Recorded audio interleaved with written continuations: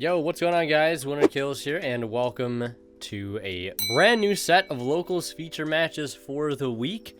Normal locals this week, so there won't be 8 feature matches like there was last week, and man oh man was I busy with all of those feature matches. So hopefully we can get around to uploading some other things this week, like one deck 1 month, and some other things, hopefully some rogue to high rated, etc., with our normal, scheduled feature match programming. So let's go ahead and get into this round 1 feature. Here we have Cyberse Eldlich on the right versus Phantom Knight DPE on the left without the Scythe package. Taking a look at the poll results, about 400 votes here as I'm recording this, and a majority of you guys voting for Cyberse Eldlich at 63%.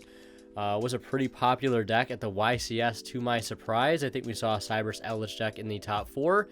Pretty cool. Definitely wasn't expecting that much Eldlich myself to be represented at the YCS, so hope you guys enjoyed watching that. I know I did. It was very fun to watch the top cut.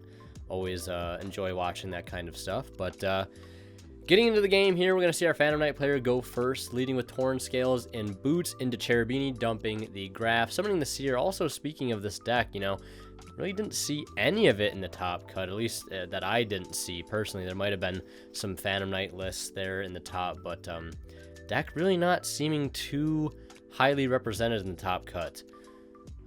And also, for me personally, it was nice to see some of the Sword Soul lists coming out as well. Always nice to get some ideas and take some inspiration from those specific lists. Now that we actually have our first major event in person after like over 2 years, so really awesome to see that. And typical Phantom Knight combo here, going into Rusty, and then also going for the Appaloosa route here, with the Shade Brigadine, getting to a much better, more protected combo here. Going for the Boots now to go ahead and banish and search a Fogblade. That's going to trigger Torn Scale. And now we're going to see him activate Torn Scale, pitching a Fogblade to go ahead and send another Phantom Knight card to the grave. And he'll probably go ahead and send a name he doesn't have in there yet. It's going to be the Gloves, because this can get access to Wings. And Wings can act as another Monster Reborn alongside this Fogblade. So we'll see him summon that. Probably going to go for a rank 3. Maybe for Leviair. We're going to go for Break Sword here. Rusty effect to pop it. Break Sword effect to bring them back. Link 2 into Predaplant Verte Anaconda. And probably doesn't even need the Gloves effect here. Just kind of save that for follow-up, as he's going to go ahead and resolve the DPE. Dumping the bricks, resolving DP. I mean, it might as well be called DPE at this point. Resolving the Anaconda to go ahead and summon the DPE out for 2,000 life points, ending on Appo for 3, DPE, and Rusty. And now we're actually going to see him use the Gloves here to dump the Wings. So with this as well, he does have a way to reborn the Breaksword Engrave. So he has that extra interruption there with the Rusty pop. And he's going to go ahead and ensure that he's got the open zone for it by using DPE there before his turn is over. So now he can go ahead and use Wings to revive the Breaksword anytime, get that extra interruption. So 1, 2, 3, 4, 5, 6, 7 interruptions with that Ash Blossom, if you want to count each Appaloosa negate as a separate interruption. We'll see him lead with Cursed Outland, pay 8, feel great. Ash to feel even better. Although I would argue DPEing that is maybe almost a better call, because you get it off the field, because Cursed Outland turn after turn, as we saw, especially in the YCS, can generate a ton of advantage and really help them get going here. And we're also going to see him activate Rite of Aram Seer. That's going to grab Fateful Adventure. And on that normal summon, we're going to see him use the DPE there to go ahead and clear the Fateful, to make sure he does not go ahead and get access to something like Wandering Griffin Rider, or even worse, Draco back, because that'll completely out Appaloosa here, and you definitely don't want that to happen. Yeah, the Cyberse Eldlich deck is something I honestly haven't seen too much of. I've seen a little bit here and there on, on DB and stuff, but relatively new deck. Like, I haven't seen it too often.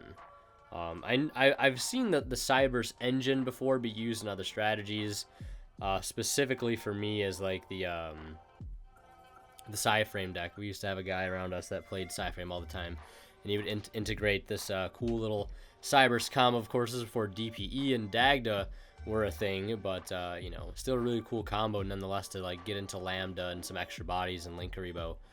But we're gonna see him go Dagda and Devotee, get the Scythe, and I think he also has, if I saw that correctly, I'm pretty sure I see Celestial, or no, not Celestial. I thought I saw Celestial and Dasher in him, but I do see Dasher, what might be another Cyberse gadget, and a Nibiru in hand. And we're gonna see him go Link 2 here, which I don't know if Dagda has a restriction on it where it says it can't be linked. Doesn't look like it does. And I also need to read the Devotee. Let's see here. You cannot summon Link 3 or higher Link monsters for the rest of the turn if this card is special summoned. So he could technically link into Anaconda here. But it looks like perhaps at this point we might see our Phantom Knight player activate Wings. Perhaps he had a response on Summon. And that's going to bring out Breaksword and obviously Torn Scales. That's going to pop Dagda. So potentially preventing him from getting access to DPE with the Scythe Lock. I mean, honestly, Scythe Lock at this point really isn't doing you a whole lot. And especially with Appaloosa on the field, is the Anaconda really going to resolve? So either way, I don't think our Cyberse Eldlich player is in a very good position. And yeah, we're just going to see the game get cleaned up right then and there. Phantom Knight up 1-0 over the Cyberse Eldlich strategy. We are into a Game 2 situation. Quick shout out to Imperium Duelist. Don't forget to use my discount code WinnerKill10 off. And don't forget to check out the other ways you guys can support the channel at the links below in the description. The affiliate links I have to TCG Player and the Coldest Water alike. So here in Game 2, we're going to see Cyberse Eldlich lead with Mining, Pitching, Enchantress. I believe added a copy of Gadget there. And then activating right, getting the token, getting Fateful Adventure. And we'll see if this fully resolves into full combo. Normal summoning the Cyberse Gadget. Attempting to trigger the Fateful. That will go ahead and get Ghost Ogred. And then we're going to go ahead and see him link into Disciple. Chainlink 1, well, not Chainlink 1 Disciple, but activating the effect of Gadget, summoning a token, and then linking the token into Devotee. And now activating Disciple effect to draw one and put one back to the bottom of the deck. And he'll also get the tokens as well, picking up a Fusion Destiny. Really solid draw, so we'll get the 2 tokens there. Linking the Disciple and the token into Dagda, linking the last token into another Devotee. And then we'll see him activate the mandatory effect of Devotee, which will trigger the Dagda. And the effect is that he cannot link summon Link 3 or higher for the rest of the turn. And then we'll see him slap them into the Anaconda. So going for the Scythe play here in Game 2, as it's going to make much more sense this time around. Dumping the Fusion Destiny alongside the 2 bricks. And we did see him get a Fusion Destiny off of the Disciple, and taking that here is very important because if the Anaconda gets stopped, he can actually go ahead and just Fusion Destiny from hand and, you know, basically make his opponent go minus. Because he had the way to keep playing through a Veiler or an Imperm on the Anaconda, which, you know, essentially would have shut down the strategy, you know, not giving him a way to break the Scythe Lock. Or, well, trigger the Scythe, I should say. He will try to Magician Souls there, but cannot summon pretty much at all after that because of the Anaconda restriction. So we'll see him just pass turn there. And interestingly enough, we're not seeing any shotgunned DPE in the standby phase. But we're going to see him go ahead and resolve Tour Guide here completely with Kagamucha Knight. It'll bring out Graph. And now we're going to see DPE activate. And we'll see if he has the out. I do see a Forbidden Droplet in hand. That's probably just going to seal it right there. That's all it takes. Declaration of DPE. Pitching the extra Tour Guide. Never needed it in the first place. And Link 2 now into the Cherubini. And then we'll see him activate Graph. That's going to go ahead and dump the Seer. So since he started with the tour guide, he's already a little bit farther ahead than normally. So now this Cherubini can go ahead and send whatever he'd like at this point. And the Seer is not dying because of Cherubini. The amount of times I still get asked why Seer doesn't die because there's a non-BA on the field. You guys just need to read Cherubini. The card is insane. Whatever it points to cannot be destroyed by card effects. So the inherent blow up effect, if there's a non-BA in field, does not apply to anything that is being pointed to by Cherubini so long as it's not negated.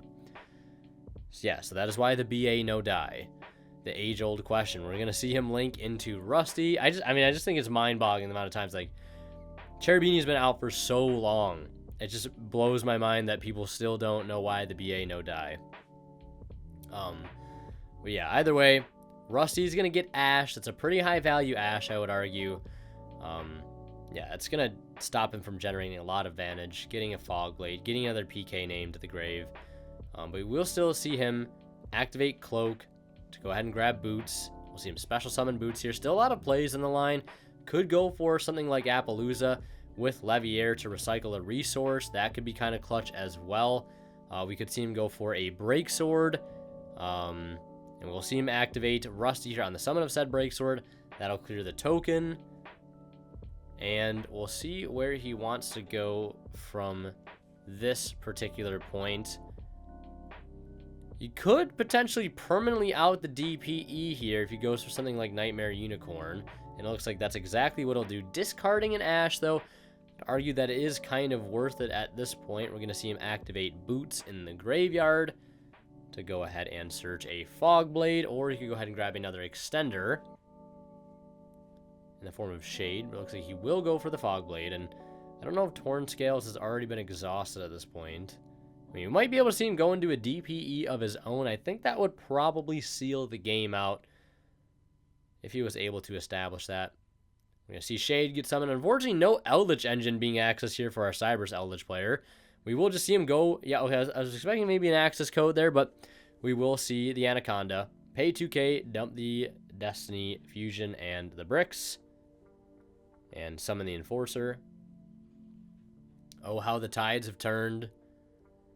And now that Anaconda is only at 100 attack, so we'll swing over for 24, then 5k, or not 5k, 500, and then 2100 from the Rusty, leaving his opponent just at 1,000 life points, I believe. Celestial Dasher follow-up on both sides here. We do see a top deck Enchantress.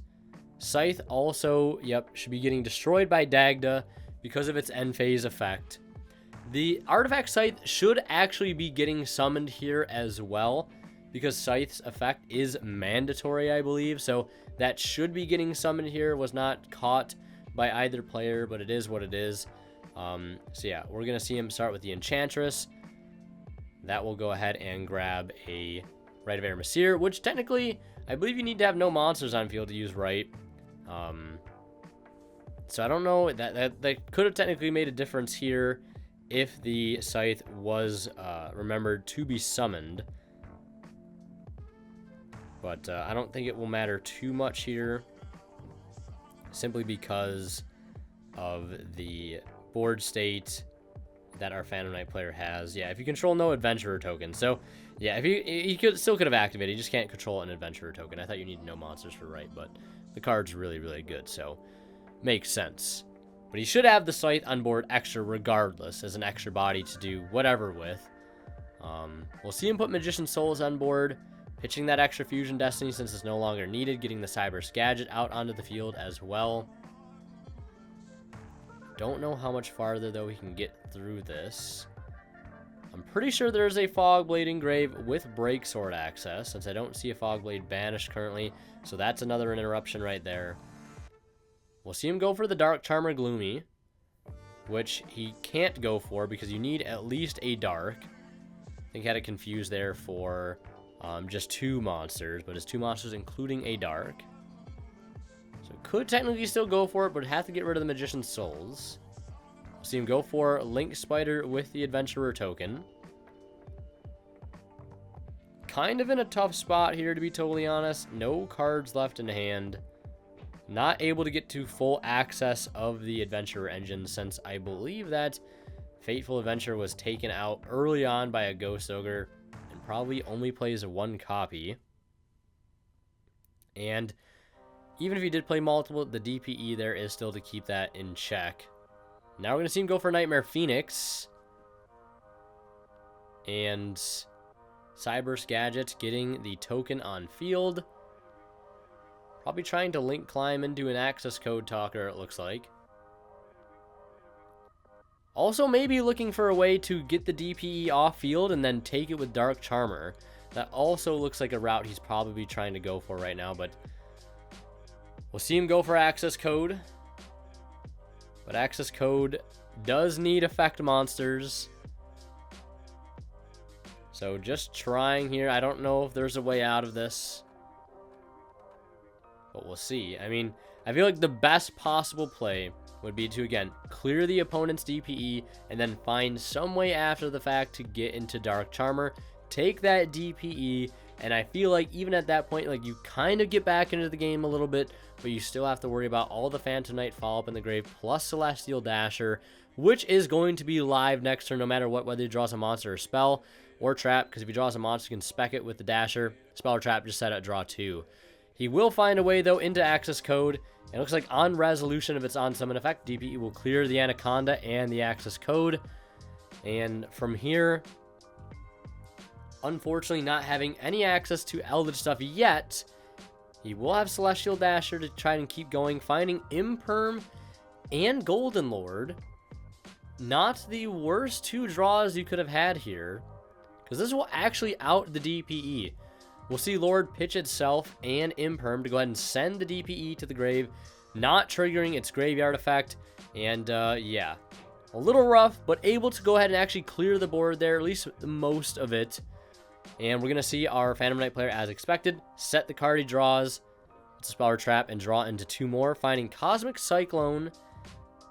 Great card to have here in this particular matchup, and a reinforcement of the army. Also still has Rusty on field, and with his opponent only having 1,000 life points here, probably going to be pretty easy to go ahead and close out this game. We'll see him go ahead and activate Cloak for boots and get the Torn Scales off of the Rhoda, setting another Fog Blade, normal, special, break sword, pop the token, swing for game, and that is going to do it. Phantom Knight taking it 2-0. Looks like you guys were incorrect in this poll. If you guys want to see more of my content, click on one of the videos on the bottom of the screen right now. And as always, a huge shout out goes to our Divine Level channel members, and they are Tweeter0226, Pony Start, Cadillacs84, Keith Sidgers, and Justin Land. Thank you guys so much, as always, for your extremely kind and generous support of the channel.